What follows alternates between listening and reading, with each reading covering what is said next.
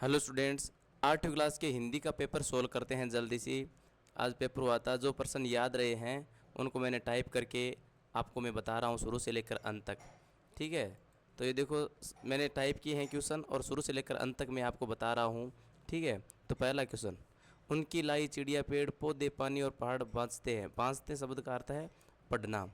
ठीक है, दूसरा, पुडुकोट्टई की महिलाओं को साइकिल चलाने के समय समय की बचत कैसे हुई? समय की वे सब काम है वो जल्दी से करने लग गई।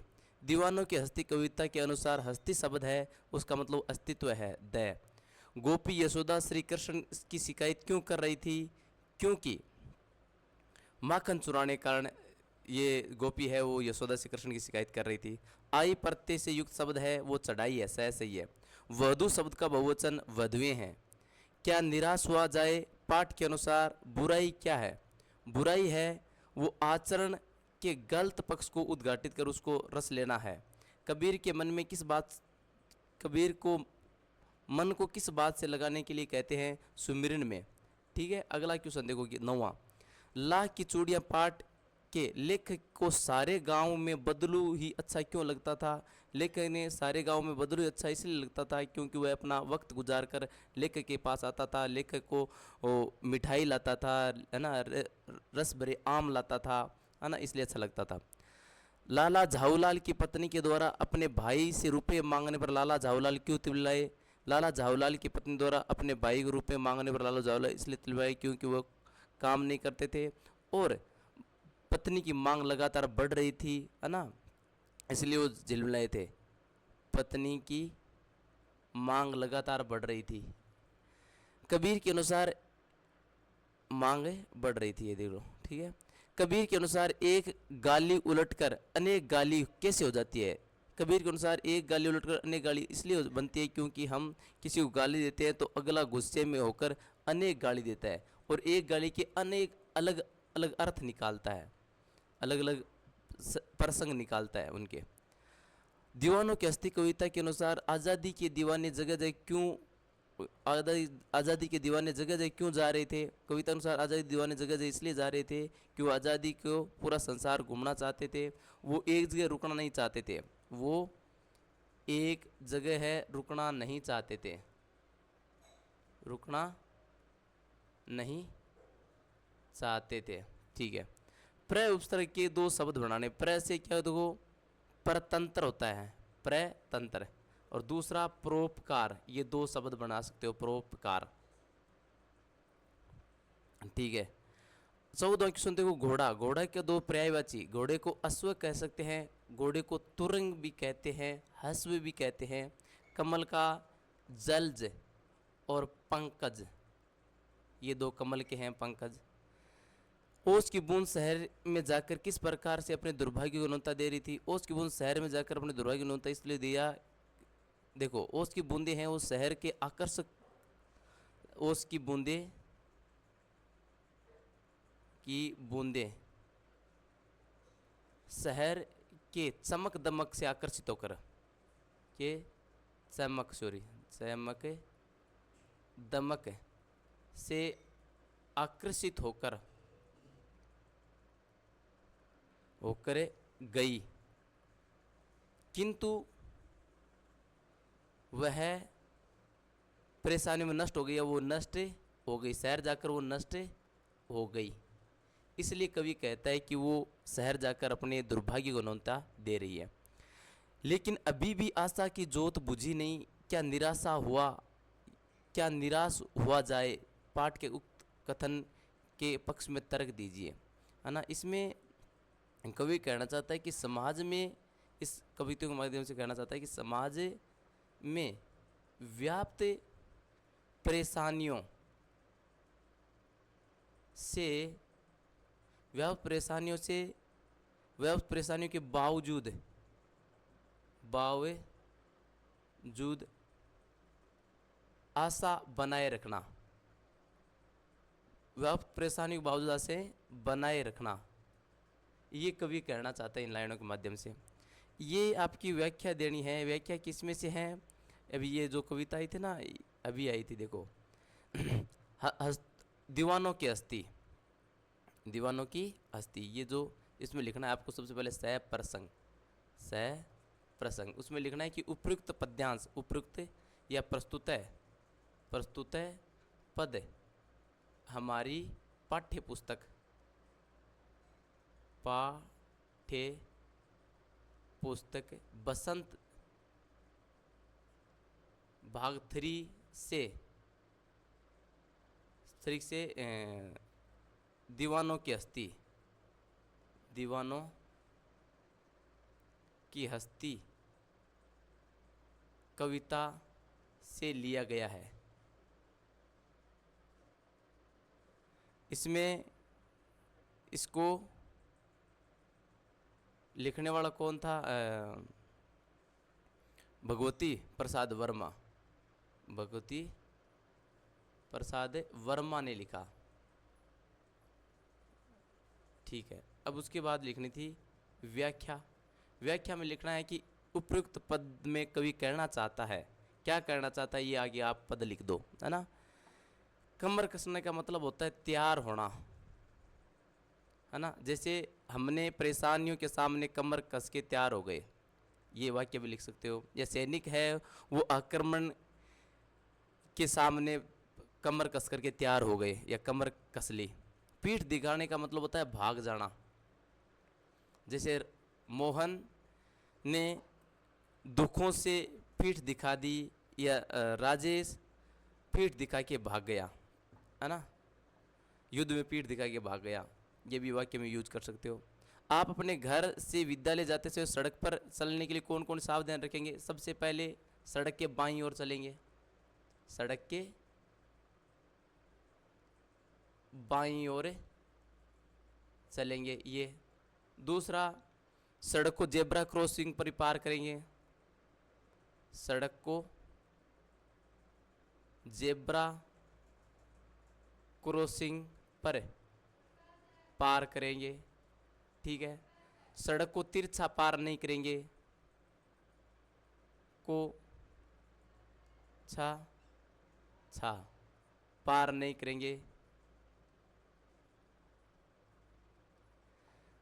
सड़क पार करते हुए दोनों साइड देखेंगे, दोनों तरफ देखेंगे। सड़क को पार करने से पहले दोनों तरफ देंगे, दोनों तरफ देखेंगे, देखेंगे। ठीक है, ये 19वां। 20वां, शरीर को स्वस्थ रखने के 4 उपाय। सबसे पहले शरीर स्वस्थ रखने के लिए, है ना, हमेशा स्नान करेंगे, स्नान करना। दूसरा, शरीर को स्वस्थ रखने के लिए साफ व पौष्टिक खाना खाना, खाना खाना। तीसरा, साफ पौष्टिक खाना खाना स्वस्थ रखने के लिए। ठीक है, और बाल नाखून काटना, नाखून काटना, है ना। खाना खाने से पहले हाथ धोना, पहले हाथ धोना। ठीक है, और एक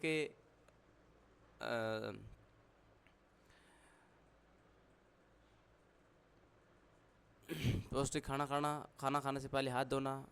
और आप इसमें से एक कोई सा भी लिख सकते हो। ठीक है, अब ये देखो, रिक्त स्थान भरने आपको नहीं, ये सबसे कठिन समय नहीं। यहाँ क्या लिखना है? कठिन समय नहीं। अभी भी है चिड़िया की, अभी भी उड़ने है, अभी भी उड़ने है चिड़िया की, नहीं अभी उड़ने की नहीं है, अभी भी चोंच है चिड़िया की, अभी भी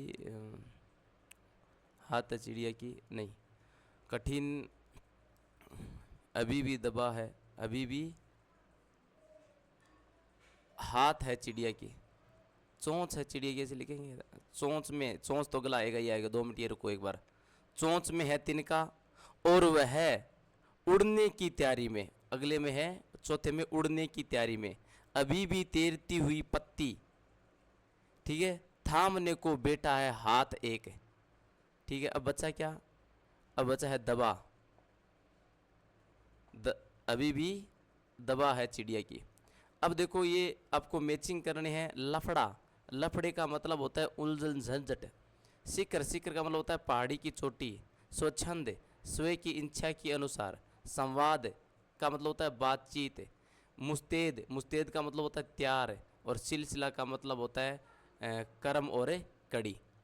ये अपने कर्म कर दिया। इसके बाद देखो अगला, ये आपके पद्यांश है, पाठ है, गद्यांश में से लिखना है। बस फिर भी चली, कैसे चली? बस कैसे चली? दूसरा घिसा टायर लगाकर बर्फी से चली। ये पहले का उत्तर। कहाँ पहुँचने की उम्मीद छोड़ दी थी? ठीक है, पन्ना पहुँचने की उम्मीद छोड़ दी थी। ये दूसरे का उत्तर। सीधे कहाँ प्रयाण कर जाना था? सीधे छोड़ दी थी ना। सीधे, देखो सीधे कहाँ प्रयाण कर जाना था? यहाँ देखो, सीधे श्लोक को प्रयाण कर जाना था। ये तीसरा है। ठीक है, चौथा है ना उम्मीद का विपरीत उम्मीद। अब देखो आपकी एक ये है एप्लीकेशन, प्रार्थना पत्र सीधा सा लिखना था। सेवा में श्रीमान प्रधानाचार्य, स्कूल का नाम राउमावी रामपुर। ठीक है, विषय, विषय लिखो तो ठीक है, नहीं तो हाँ विषय लिख दो।